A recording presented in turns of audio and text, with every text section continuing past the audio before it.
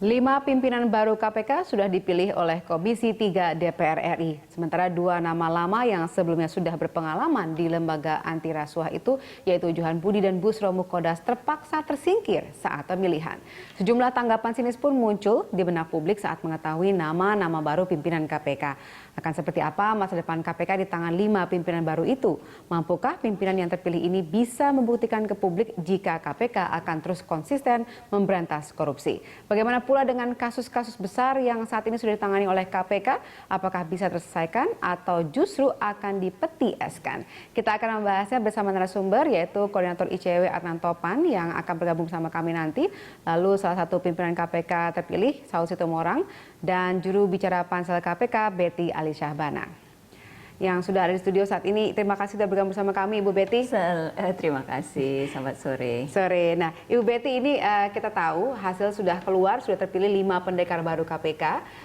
Kemudian, tetapi ada beberapa pihak yang menilai sinis terhadap terpilihnya 5 nama ini. Tanggapan Anda? Kalau dari segi kami, sebetulnya 8 nama calon pimpinan KPK itu mereka sudah melalui proses seleksi yang sangat ketat ya. Kalau diingat yang daftar itu 611, lalu melalui berbagai tahapan seleksi dipilih hingga 8 ya. Jadi sebetulnya siapapun dipilih dari nama yang kami sudah sampaikan kepada DPR melalui Presiden itu menurut kami bagus. Tentu ada yang idealnya, tentu ada salah satu dari yang orang KPK ada di situ ya. Saat ini tidak ada, tapi kami percaya bahwa Pak Johan Budi dan Pak Sujanarko masih tetap di KPK sehingga mereka bisa bekerja sama. Jadi Anda percaya bahwa 5 nama yang terpilih ini adalah sudah yang terbaik yang bisa dimiliki oleh bangsa Indonesia, yang bisa diandalkan 5 tahun ke depan untuk memberantas korupsi di negara ini? Saya optimis bahwa mereka memang orang-orang yang memenuhi kriteria sesuai yang dibutuhkan untuk bisa memimpin KPK. Dan kami juga melihat komposisi yang seimbang antara penindakan dan pencegahan. Ya, kami percaya bahwa untuk pemberantasan korupsi yang efektif itu dibutuhkan penindakan dan pencegahan secara simultan dengan kecepatan yang sama. Penindakan tujuannya untuk efek jerah, ya, deterrent effect, dan juga untuk mengembalikan uang negara. Kemudian pencegahan gunanya adalah membangun sistem, membangun tata kelola yang baik, yang accountable. Ya.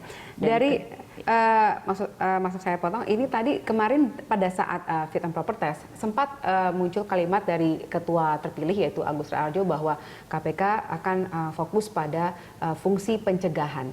Nah, bagaimana Anda melihat ini? Apakah orang kemudian bisa seperti Anda katakan tetap optimis atau ada sedikit pergeseran dalam fokus di KPK ini? Kalau menurut saya pimpinan KPK itu kolektif kolegial, ya, 5 orang itu akan bekerja secara kolektif kolegial dan mereka akan bekerja mengacu kepada undang-undang KPK. Dan di dalam undang-undang KPK tersebut jelas disebut bahwa tanggung jawab KPK itu meliputi koordinasi dari institusi yang menangani tipikor, kemudian ada supervisi, ada penyelidikan, penyidikan, penuntutan, ada pencegahan, dan ada monitoring penyelenggara negara. Jadi kelima-limanya pasti tahu bahwa tugas KPK itu menyeluruh, dan di dalam 5 orang yang terpilih ada yang memang keahlian pengalamannya adalah di bidang penindakan, dan ada yang memang keahlian dan pengalamannya di bidang pencegahan. Pak Agus kebetulan pengalamannya di bidang pencegahan, ya, karena beliau lama di LKPP, berhasil menerapkan e-procurement dan e-katalog, ya, yang membuat pengadaan itu bisa lebih transparan, penghematan yang sangat signifikan, ya, dan kebanyakan korupsi kan adanya di pengadaan. Jadi itu pengalaman yang sangat berguna. Bagaimana dengan sisi penindakan nanti? Kira-kira siapa nanti yang akan berperan besar untuk hal penindakan? Yang pengalamannya kuat di bidang penindakan adalah Ibu Basaria dan Pak Alexander Marwata, ya, karena Ibu Basaria punya pengalaman yang panjang sebagai penyelidik dan penyidik ya di kepolisian. Kemudian Pak Alex Marwata punya pengalaman panjang sebagai hakim ad hoc tipikor. Baik. Jadi mereka berdasarkan pengalamannya punya atau bisa berkontribusi besar dari segi penindakan. Oke, dari perjalanan KPK, kemudian hubungannya dengan dua lembaga lain yang juga berhubungan dengan tindak pidana korupsi seperti kejaksaan, kemudian polisi, itu banyak sekali terjadi pergesekan. Dan kemudian ketika terpilih misalnya tadi Ibu mengatakan Ibu Basaria yang merupakan perwakilan dari kepolisian, kemudian juga ada perwakilan dari hakim yaitu Bapak Alexander.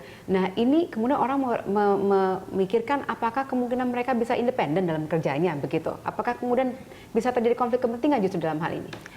Soal independensi itu bagian yang sangat penting yang kita pelototin di dalam hal seleksi ya. Jadi memang kita memperhatikan independensi itu dan kita lihat dari berbagai tahapan apakah mereka bisa independen atau tidak. Dan kenapa mereka bisa lolos? Karena mereka bisa independen ya. Contohnya Ibu Basaria misalnya ya di dalam pengalaman karirnya bahkan ketika keluarganya terlibat di dalam kasus narkoba, beliau pun dengan dengan tegas tetap memprosesnya. Ya itu kan menunjukkan bahwa beliau bisa independen. Pak Alexander Marwata ketika dia berpendapat berbeda, dia berani untuk dissenting opinion. Ya, walaupun sebenarnya pendapat berbedanya itu sangat berbeda dengan majority suara orang atau publik pada saat itu ketika memutuskan permasalahan terhadap Ratu Atut-Khosyah begitu ya. Oke, tapi kita nggak akan berhenti sampai di sini. Kami masih akan melanjutkan dialog ini nantinya. Pemirsa tetap bersama kami. Kami akan mencoba menghubungi narasumber kami lainnya. Tetaplah di Prime Time Talk.